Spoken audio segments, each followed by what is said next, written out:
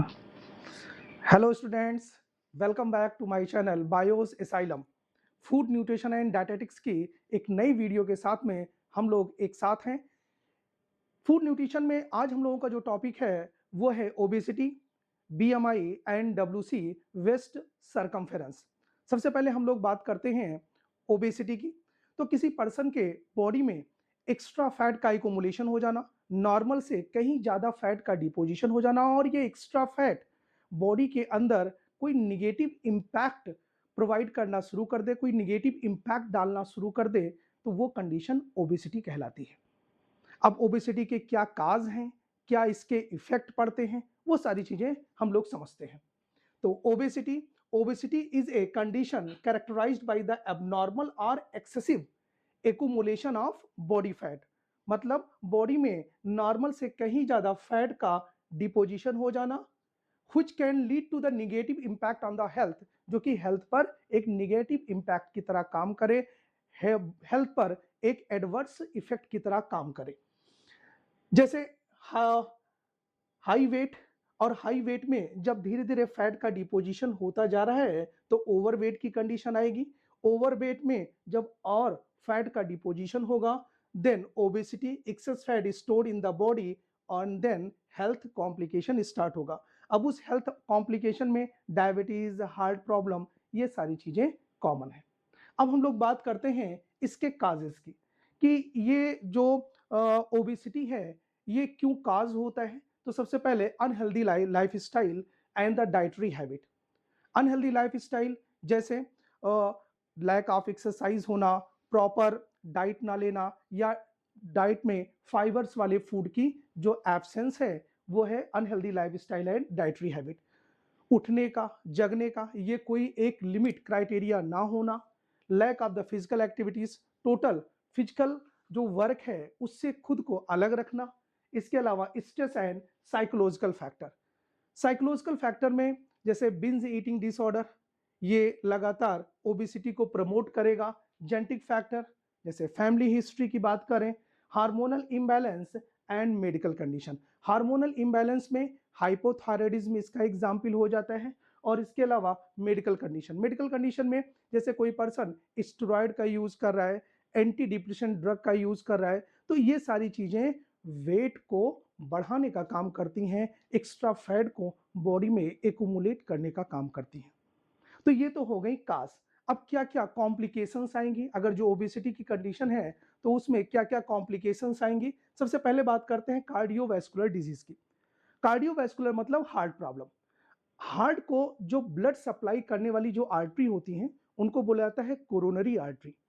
और उस coronary artery में धीरे धीरे फैट का डिपोजिशन होता है, कैल्शियम का डिपोजिशन हो जाता है, जिसकी वजह से वो आर्टरी और नैरो हो जाती हैं, और एक डिजीज होती है जिसको बोला जाता है atherosclerosis.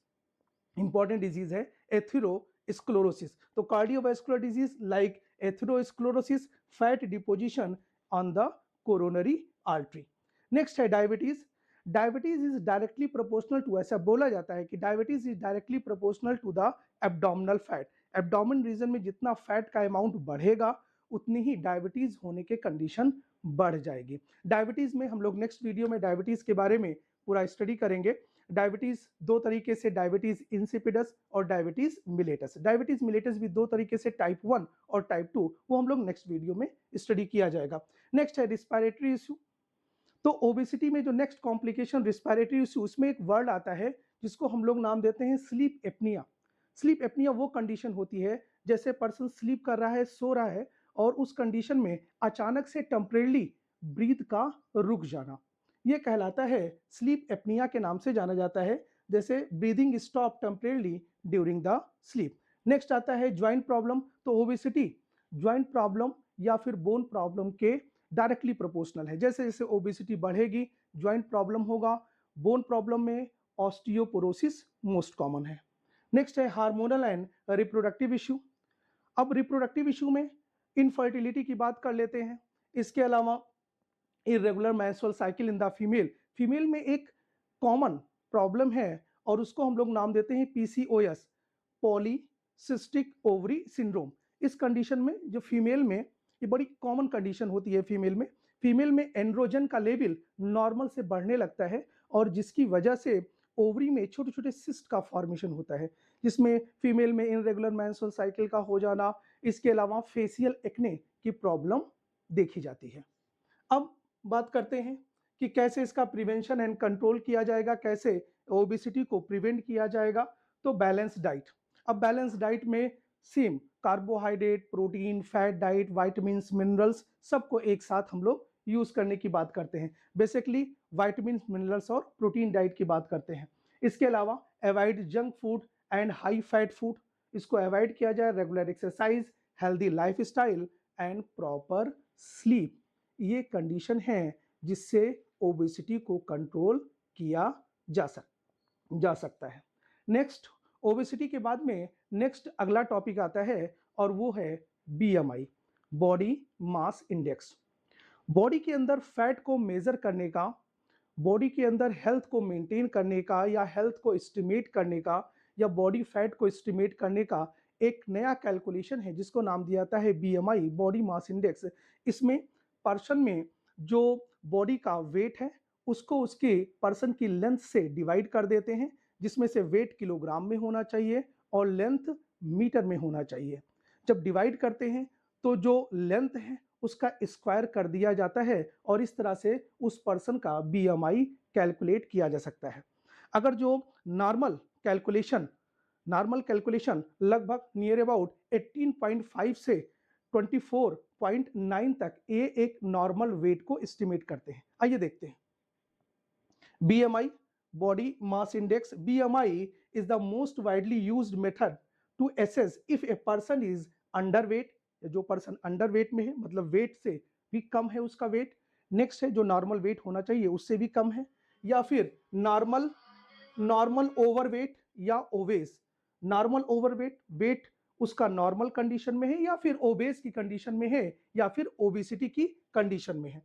It gives rise the ratio of weight to height and estimate the amount of body fat. इसमें क्या काम करते हैं, द वेट को उसके हाइट से डिवाइड कर देते हैं और फाइनली बीएमआई को कैलकुलेट किया जा सकता है। तो BMI, weight in kilogram upon height in metre square. जैसे एक एग्जाम्पल देखते हैं, जैसे किसी पर्सन का वेट 70 किलोग्राम है और उसकी जो लेंथ है वो 1.7 मीटर है और उसका बीएमआई कैलकुलेट करेंगे तो 70 अपॉन 1.775 इसका स्क्वायर कर लेंगे तो 70 अपॉन 3.07, तो लगभग इसका अमाउंट आ जाएगा 22.86। अब ये नॉर्मल कंडीशन है क्योंकि मैंने अभी आपको बोला कि बीएमआई कैलकुलेशन, जो बीएमआई का कैलकुलेशन जो डब्ल्यूएचओ स्टैंडर्ड है उसके अकॉर्डिंग जो अंडरवेट का मतलब जिसका जो वेट नॉर्मल होना चाहिए उससे भी कम वेट है तो उसको बीएमआई बोला जाता है लेस देन 18.5। अगर जो 18.5 से कम है पर्सन का बीएमआई तो उसे अंडरवेट कंडीशन बोला जाएगा। नॉर्मल वेट 18.5 से लेकर 24.9 तक ये नॉर्मल वेट की कंडीशन है।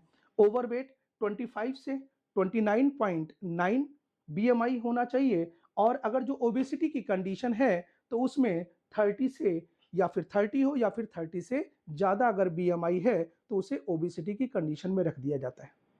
अब ओबेसिटी में भी 3 ग्रेड होते हैं, grade first, grade second and grade third.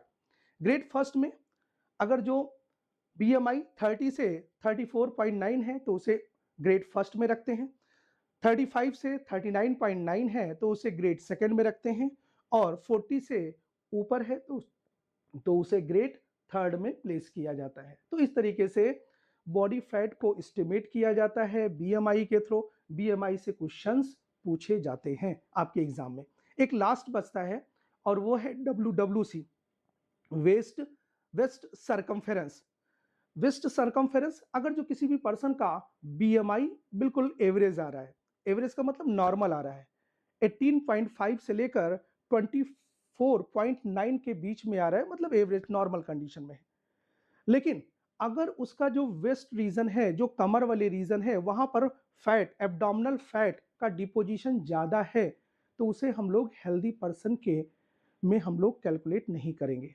तो उसके लिए एक नया तरीका है जिसको बोला जाता है वेस्ट सरकमफेरेंस। इसमें एब्डोमिनल फैट को कैलकुलेट किया जाता है, मेल के लिए अलग है, फीमेल के लिए अलग है। मेल के लिए बोला जाता है कि एब्डोमिनल जो फैट है, जो सरकमफेरेंस है, जो वेस्ट सरकमफेरेंस है, उसकी वैल्यू 19 सेंटीमीटर से ज़्यादा हो तो वो पर्सन रिस्क कंडीशन में आएगा, और फीमेल के लिए यही वैल्यू 18 सेंटीमीटर या उससे ज़्यादा की रखी गई है। वेस्ट सरकमफेरेंस जिसको WC के नाम से जानते हैं, waist circumference indicates abdominal fat which is a major risk factor और heart disease, diabetes and metabolic disorder if BMI is normal. अगर जो BMI नॉर्मल है लेकिन वेस्ट सरकमफेरेंस बढ़ा हुआ है तो फिर उसे हम हेल्दी पर्सन को इंडिकेट नहीं करेंगे या उसे हेल्थ की तरफ इंडिकेट नहीं करेंगे। फॉर मेल के लिए waist circumference risk level more than 90 centimetre, और फीमेल के लिए यही value waist circumference risk level more than 80 centimetre, ये ऐसा माना जाता है। तो ये obesity, BMI and waist circumference. Thank you.